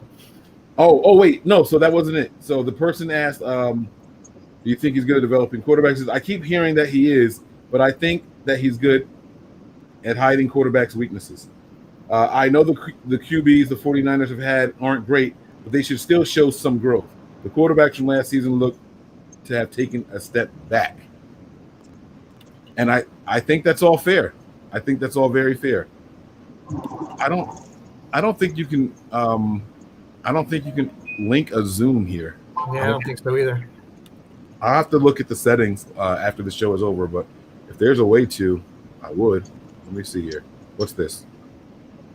We can do Twitch, Periscope. Oh, we can do a Twitch. Oh, wait, we're on Twitch. Never mind. LinkedIn, Facebook page group, Facebook group. Yeah. Custom RTMP. I don't know what that means. All right, whatever. All right. Steven's put this in here a couple of times. How likely do you think this is, boys? Jimmy's going to get us to 6-1. Then, with back-to-back losses against the Cardinals and the Rams, in steps Lance at 6-3. We go on to finish 12-5. This is my dream scenario. Now, when I say dream scenario, I mean we make a change and then we start winning more, is what I mean by my dream scenario. And I want to take that heat. I want to take that momentum all the way through the postseason and win a Super Bowl. And Brian can say, I was wrong. A rookie can win the Super Bowl. If we win, I'm not going to be like, I will say I was wrong. I'll put my foot in my mouth and nah. You can say that. You can say that a couple shows later. We're going to be celebrating. Blue Label, baby. You know what it's going to be. I'm telling you, you should have never told me that. You know what it's going to be, man. You're going to have me all kinds of trash when I show up, huh? You're going to be the one falling asleep on the Overreacted show. You weren't here for that, but it happened supposedly. I tell people I was praying. I had my hood on. You saw that show? Yeah. Oh, shit. It was when Mike had the red hoodie on. Maybe I didn't see the one that you're talking about, but I've seen you fall asleep on the show when I was writing for the show. So since No, that's never happened. That's never happened. That's never happened. Usually you fall asleep before the show even starts. Now that does happen. That does happen. That has happened a couple of times, and Brian would have to call me, Mike, we still doing the midnight show? Oh shit, I'm coming. Wipe the drool off the face, go wash your face really quick. You know what's weird? I sometimes have to brush my teeth before a show. I don't like talking to people with morning breath, and I know you guys can't smell my breath, but it's still like it's one of those things up here. Scratch the sniff, the smell-o-vision over here. It's like you guys can see the green coming out of my mouth like a freaking cartoon. This is probably a Milwaukee Bucks fan calling in. Let's see if we can get this to work here. Let me get the speakerphone on. Hold on. Hello? Hi, how are you? Oh, I'm great. How are you? I'm doing okay. All right. Hold on. Wait. Let me get this set up to the microphone so everybody can hear you loud and clear. And then let me turn the microphone sensitivity up so they can hear you even better. All right. Who do we have the pleasure of speaking to? My name's Joel. Joel? Yes. Like Joel Ortiz? Yeah, sort of like that. Yeah. Sort of like that. What's going on, Joel? Yeah. And I just wanted to touch on a little your discussion on the quarterbacks. My top 5 would be Montana, Young, Brody, Garcia, and Y.A. Tittle. And I know I'm going really back right there, but I mean, Y.A. Tittle was, he right after Frankie Albert, but I mean, that's way back. But Y.A. Tittle to me he's a really great competitor. And he was a very good quarterback for us. And he was like the one that really kind of started us more on the modern era of quarterbacks. Those are my top 5. And then I had a question. Do you think we're going to keep for sure 3 quarterbacks? And if we do, who's going to be the third guy, Rosen or Sudfeld? This is an interesting question. All right, Joel, really quick before we answer your question, we're going to answer them off the air. How long have you been watching Nothing But Niners? Since about 2019. 2019? Yes, that's correct. All right. And what I like it. Well, I like your show because it's a lot of times it's unfiltered, which I like. And you guys all have each one of you guys has a great personality. Each one of you guys. Oh, that means we're ugly. And I enjoy that. I really do. I really enjoy that. So it's a little bit different. Very knowledgeable. I like the fact that Brian has all the breakdown of the contracts, things like that. Tony knows all, like, he's more of the general manager. And Mike, you're like a little bit of everything that kind of gets it all together. And Breezy, of course, he's got all his little things also. He's got his little nuances too. So I really enjoy it. So yeah, that's why I like your show. I don't ever tell Mike this, but I call him the ringmaster because he keeps the circus together. And I don't know how to juggle, so that's pretty impressive. All right, Joel, thank you so much for calling, and we're going to answer your questions with you off the line, okay? Okay, and you guys have a blessed night. Okay, you guys take care. Thank you. You too, man. Okay, bye-bye. All right, so we got to answer the question now, guys, about quarterback 3. So that was Joel's question. He gave us his top 5, and I don't think any of us named Brody. And then again, I don't even think we asked Tony what his. I said Brody. You did? Yeah, he was my 5th one. I knew that. I was just seeing if you were paying attention to what I was saying. Come on, man. That's some ringmaster stuff right there. You know what I'm saying? Let me turn my volume back down here. So let me take Tony off of mute. We muted Tony. Yeah. So Joel Ortiz, Yawa, is a rapper, and he was part of Slaughterhouse, which was one of my favorite groups when they were active, and then whatever. It's a different story for a different time. So my question now becomes to you guys, who do you think? Okay, so first, do we think that they're going to keep 3 quarterbacks? So I do. I think they're going to have 3. I think that Jimmy's injury history makes us keep 3. All right. So Jimmy's injury history and Lance's inexperience, the Niners kind of have their hand. What is that? It's my 10 minutes to midnight alarm. I can officially turn that off now. Yep. All right. Jimmy's injury history, Lance's inexperience is going to kind of make us have to keep 3 quarterbacks, right? Now, Kyle started keeping 3 quarterbacks after all the injuries to the quarterbacks. So before that, it was 2 all the way. So, Tony, what do you think? Are we keeping 3 here, buddy? Tony, can you hear me? Oh, did he mute himself back? No, his mic was muted. Oh, there he is. Tony, can you hear us now? Yeah, you hear me? Yeah, yes. There you go. All right, what do you think about the 3 quarterbacks? Is it happening again this year? And I think this could be a trick question, by the way. I think if it's Jimmy and Trey, just a heads up, I might be going into a bad area, so if I cut out, that's why. If it's Jimmy and Trey, I think they roll with them too. If Jimmy's not here and it's Trey, I think they keep 3.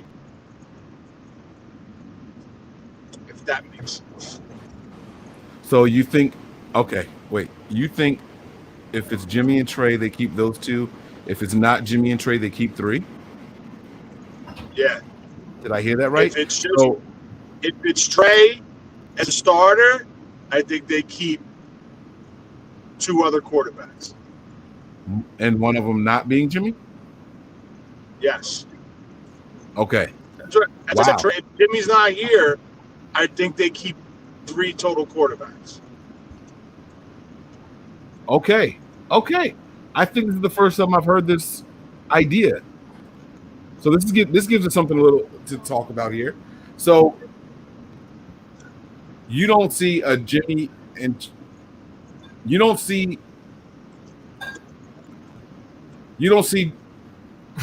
So if Jimmy makes the roster, there's no 3rd quarterback, is what you're saying. Right. So if Jimmy is good enough to still be the starter, it's just going to be Jimmy and Trey. Yes. With someone stashed on the practice squad because we can finish the rest of a game if Jimmy does get injured and then move somebody up. Okay. Correct. Okay. But if Trey earns a start, then it's going to be Trey and 2 other quarterbacks active. I think I don't know active, but I think on the 53. Well, on the 53, yeah. Definitely a different way to look at it. It's a very because he took away everything I was going to say. So shut it down. That's why I was struggling. Like my whole brain just got reprogrammed here, and probably in a good way. So my take has always been the 3rd quarterback is really the backup quarterback. I don't care if Jimmy gets to start. I don't care if Trey gets to start. I've been feeling like whoever the other guy is the real backup. So let's say Jimmy gets to start. Trey is going to get he's going to make the 53. That's not a question. Like, if there's one quarterback in the entire room that's guaranteed to make the 53, we know it's Trey Lance. Right. Okay. So now, if Jimmy somehow builds up trade value or he loses to Lance or whatever, that's that situation. You got Jimmy on the roster. You got Trey on the roster. I think that there's a possibility Trey could not be ready for multiple starts early, and so you have to keep a third guy who can come in here in case something does happen to Jimmy. So that's how I had 3 guys. All right. If Trey gets to start, I still think Rosen and Sudfeld both make the team. You're saying if Jimmy goes down, Trey's not coming on the field? That's not what I said. No. So all right. So week 1, let's say Jimmy's the starter. Jimmy's the starter and Trey Lance is the backup. Okay. But if Jimmy gets hurt, Trey Lance is not going to start week 2 because I don't think he's ready. If he was ready, he would have been the starter week 1. So I'm saying that now the backup guy, whoever the quarterback 3 is, Rosen or Sudfeld, would start week 2 until Trey was ready. Wait. So, but that's big. Even if he doesn't beat out Jimmy and Jimmy's the starter and Jimmy goes down, he is still more than likely ahead of Rosen or Sudfeld. So he should be the next guy up. No, because Rosen has more time in this system, and so does Sudfeld. Yeah, Sudfeld just came from Rich Gangarello. So Trey Lance. I don't agree with that, but okay. Mentally, you don't agree with that? How can they all have more time in the system than him? I agree that they have more time in the system. Rosen here with Kyle and Sudfeld with Scangarella. Right. And so I understand what you're saying, but with if this is truly a battle that we're supposed to see in training camp, if that's legit, like that information that came out that it's going to be them fighting for 1-2, right? If that's legit and Jimmy wins, but then Jimmy gets hurt, then the team's already told us that means that Trey is next in line over Rosen or Sudfeld. Otherwise, Rosen and Sudfeld would be in the competition as well. But I just don't think that they are, because I don't think that they're probably anywhere as good as Trey's going to be. Okay, let me connect some dots here. Here we are over an hour and a half. Let me connect some dots here. I have maintained that, well, I won't say maintain because I've only mentioned a couple times on the Midnight Show. I don't think we see much of Jimmy Garoppolo in preseason. Because we know what Jimmy Garoppolo is. Now, I don't know how many people have heard me say that because the midnight shows aren't quite like these shows, right? So let me say it here so everyone understands, all right? I think that Jimmy will not play as much as any other quarterback. You don't need to see Jimmy on the field, just like you don't need to see Trent Williams on the field. You don't need to see Kyle Juszczyk on the field. You don't need to see Jason Verrett on the field. Like, if they want to go out there and get their game speed legs under them, to get out of the offseason, that's fine for a series or 2. But that's going to be it for certain players. Jimmy is in that box because Kyle knows what he has from Jimmy. He needs to know whether or not Trey Lance can do more than Jimmy or not. So that's why I think Trey Lance plays a lot. So remember we did the quarters breakdown. Right. 12 quarters. I said I think Trey Lance probably plays 8 of them. Right? Like that's I was like 6 to 8, was the range for that. It's more important to me, in my opinion, to find out, one, what Trey Lance can do. That's the priority to me. And maybe it's just because I'm not in the building. Kyle and them might not feel this way at all. But from the outside looking in, I want to know what we have in Trey Lance. I think it's important for him to play because he hasn't played in so long. So, 1, Trey Lance has to get some playing time. And 2, which one of these 2 guys are going to be the backup?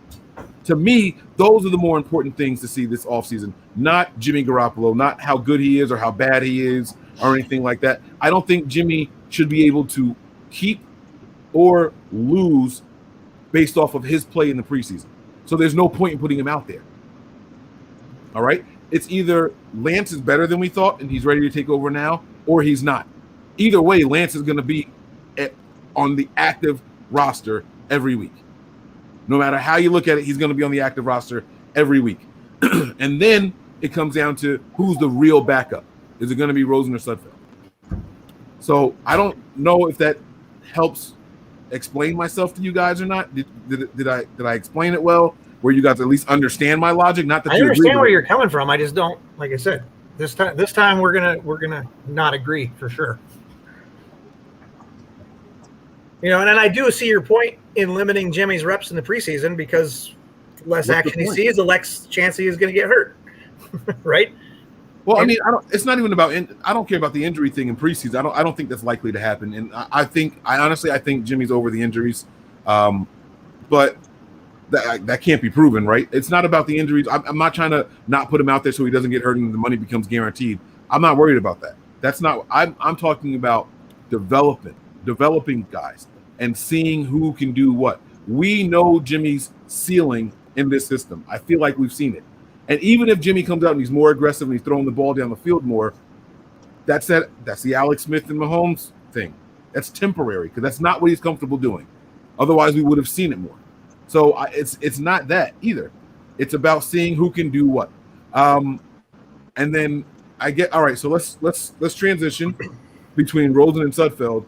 Who do you guys think it is? I heard an interesting take on Locked On 49ers with Eric Crocker and BD Peacock talking about this. And I want to know if one of you guys hit on it. So I'm going to go last. I don't agree with exactly what they said. I have my own opinion on it, but I want to know what you guys think. Well, I didn't watch it, so I have no input from that. So I don't know if Tony wants to go first or. What are they saying? Sudfeld because of the guaranteed money? Well, the money was one of the things, yeah. Yeah, it's not enough. But there's more to it. Well, I'll tell you what they said. I'm not asking if you agree with them. I want to know which guy you think will win the backup spot out of those two. But what their take was that the backup's job is to help coach up the rookie or coach up whoever's ahead of him, be prepared, but you have to be a good guy.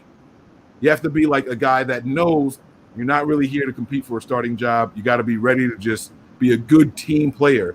And they were saying that, I believe it was Croc, I think this was Croc's point, that Rosen probably feels like he's still good enough to start somewhere. And so he might not be the team guy to just sit around holding a clipboard. And that Sudfeld might be more adept to doing something like that. And I agree with that. So that's why I he agree had with that. Sudfeld being the backup and not Rosen. Or the third quarterback, I should say. I shouldn't say the backup. They specified the third quarterback. So let me be clear here. They never said backup. They said third quarterback. So they said Sudfeld because of the contract guarantee, and he's probably more likely to be the good guy in the locker room. So Tony agrees. I saw you shaking your head no. What do you think there'd be?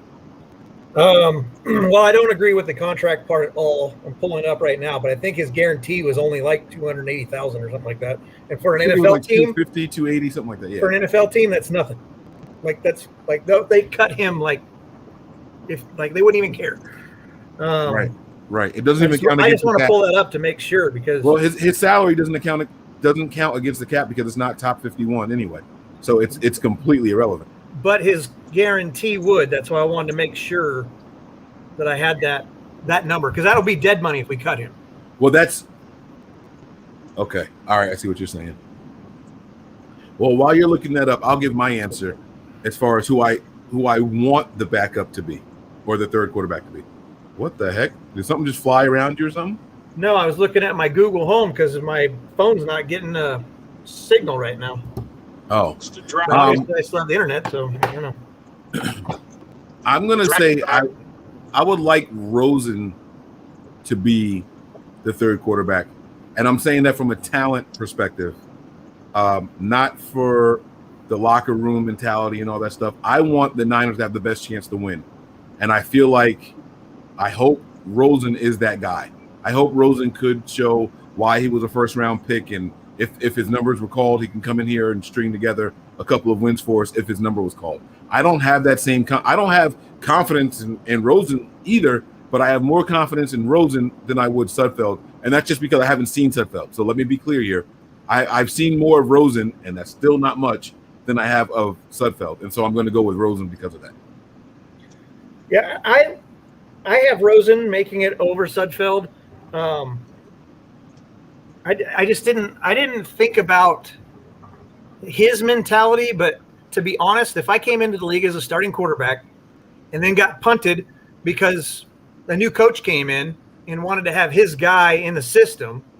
I get to a new system where there's a rookie quarterback that I can't beat out. Then I transfer to another team that has what some will refer to as the greatest quarterback, which I don't, but whatever. And he couldn't beat out the backup at that spot, so he ends up relegated to the practice squad. Like he's a smart guy, right? He went to UCLA, right? No, yeah. And I mean, he has to realize that at some point your talent is not as much as you might think it was, and that you need to relegate yourself to where you can make money and a living doing what you love to do. And if you love playing football, then you're going to be QB3 if that's what it is. He obviously knows that in the circumstances of this team this year, that no matter what, Trey is ahead of him on the roster, right? So he's in a similar situation that he was with Miami. He had 2 in front of him. Yeah. Couldn't beat him out. Couldn't get, whatever. They punted him to Tampa Bay, and he couldn't get the backup job there. So, I mean, at some point, it has to sink in that, my talents were this, and I thought I was capable of doing that. But I have seen firsthand that there's plenty of quarterbacks out there who are better than me. And so, maybe further along down the road, maybe he gets a chance to be a backup and can prove himself. Maybe he falls into like a Foles type of role somewhere, where he could lead a team to a Super Bowl, but he's not going to be the starter. It'll happen by chance or injury or something, But I think that Rosen would be the better third string or the third quarterback. Okay. But I'm still waiting for my phone. So now you can do it in this browser also. Like you can just click another window and do it on the computer that you're on right now. We can still see you and everything. Right. I don't like being on the computer when I'm not looking at the screen because my face is doing all kinds of weird shit when I'm not paying attention. I mean, I'm sure it does that normally too, but when I can't see myself. I thought you were looking for a fly. Like I was like, what the hell is going on over there? So I'll wait for you to find that information and we'll wrap this thing up. But it's an interesting take. I mean, 3 very different opinions on why the quarterback room could end up the way it is. So Tony is saying that if Trey is ready to start, Jimmy's not here. Brian is saying that it should be Jimmy and then Trey. And I still like the idea of Jimmy being the backup if there's nowhere else for him to go, especially like if I'm not. I was one of those people saying we should just cut him, get the money as soon as Trey is ready, right? But I still think that Jimmy would be the best backup option for the team. You know what I'm saying? Does that you get what I'm saying? Mm-hmm. So it's that's just the way I'm looking at it. So I don't know. 252,000 is what he was on. What we're on the hook for if we release him. Now there is, if you wanted to play the NFL game where we're like, okay, we're going to keep Jimmy and Trey as 1 and 2, and we probably have a better chance of sliding Rosen to our practice squad because he hasn't proven himself in the league. Not that Sudfeld has, but there might be a team willing to pick up Sudfeld versus picking up Rosen. So that you're muted. I can't hear you. Who's the backup in Los Angeles? Wolford. You don't think Rosen could beat him out? He's got some knowledge of the system now. Well, when Wolford came in for Goff last year, or he did well in that system obviously not to be a starter, but he did well enough to come in and win, or played well enough to come in. I think they won. But anyway, no, I don't know that Rose. I don't know because we haven't really got a good chance. Didn't he start the playoff game and got hurt on the first series, and then Goff had to go back in? Yeah, he got hurt, and then Goff had a broken thumb and had to come in and play with a broken thumb. Yeah, yeah. Concussion. Okay. Maybe he got hit in the head, or hit his.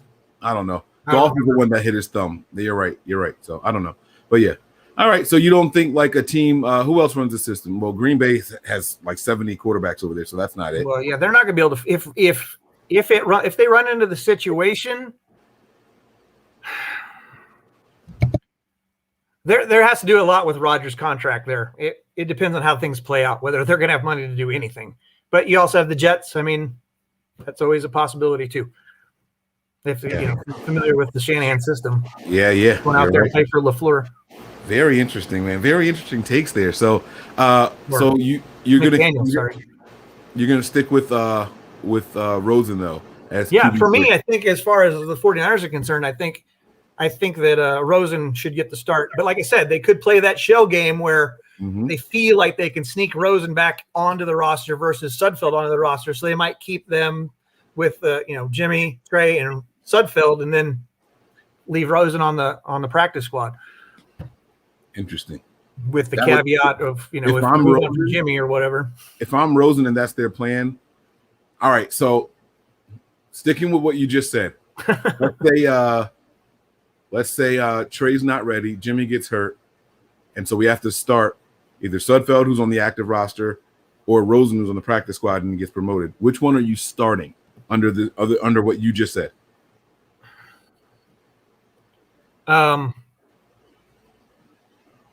Well, I mean, I won't. I will go. I'm going to stay with Rosen. I'm just going to stay there. Right. So that means that the team would want to start him before they start Sudfeld, but he's going to be getting practice squad money and not active roster money. Right. They can elevate him. If something happens, they can always elevate him from the practice. No. I know. No. I get that.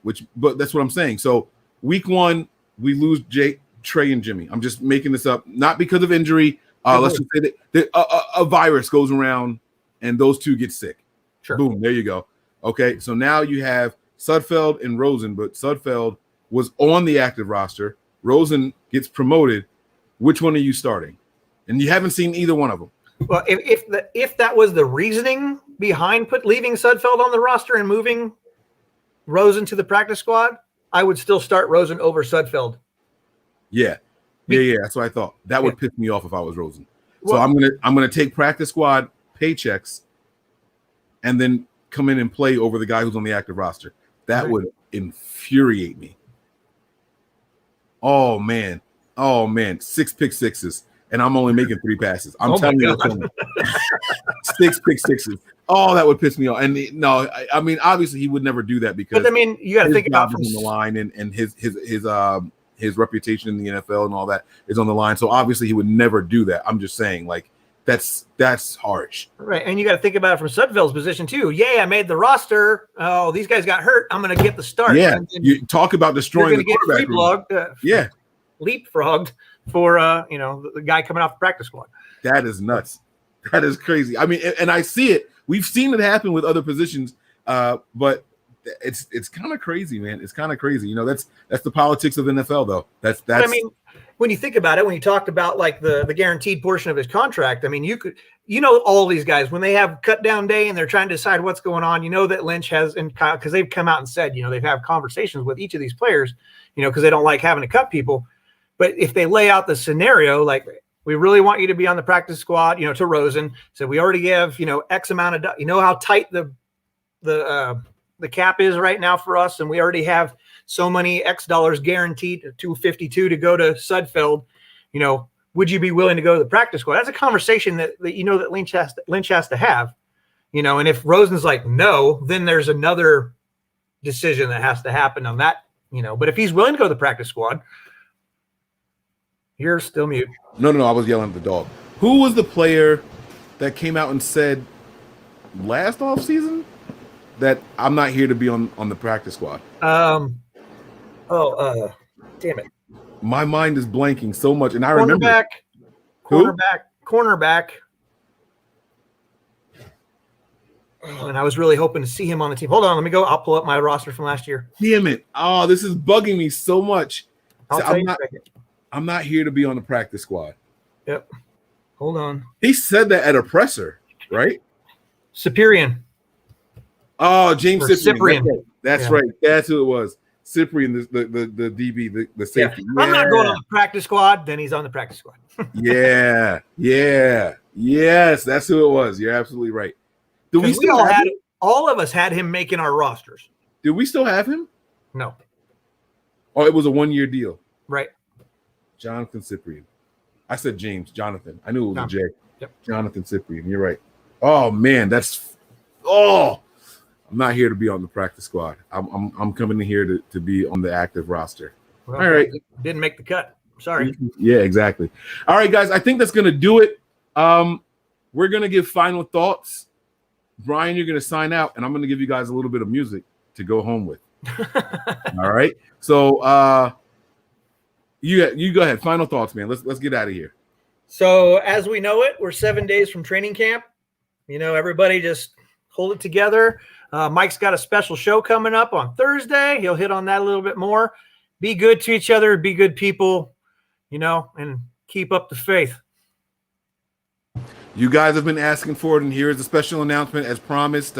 When we did last night's show, we made the announcement about today's show where people can call in and still send questions. Well, here's the special announcement for this evening. So don't leave just yet, guys. I see the numbers. Don't leave just yet. Thursday night show, we're going to have a guest. This is a collaboration that people have been asking us for. The Jersey boys are going to connect, and I'm not talking about me, Nick, and Tony. All right? You guys have been asking for it. I reached out to him. I got the okays and everything. He just didn't see my tweets. So I sent him a DM, and he responded. Jason Aponte is going to be, as long as everything works out, he's agreed to come on Thursday. So that is going to be another crossover episode where 2 different platforms will join together.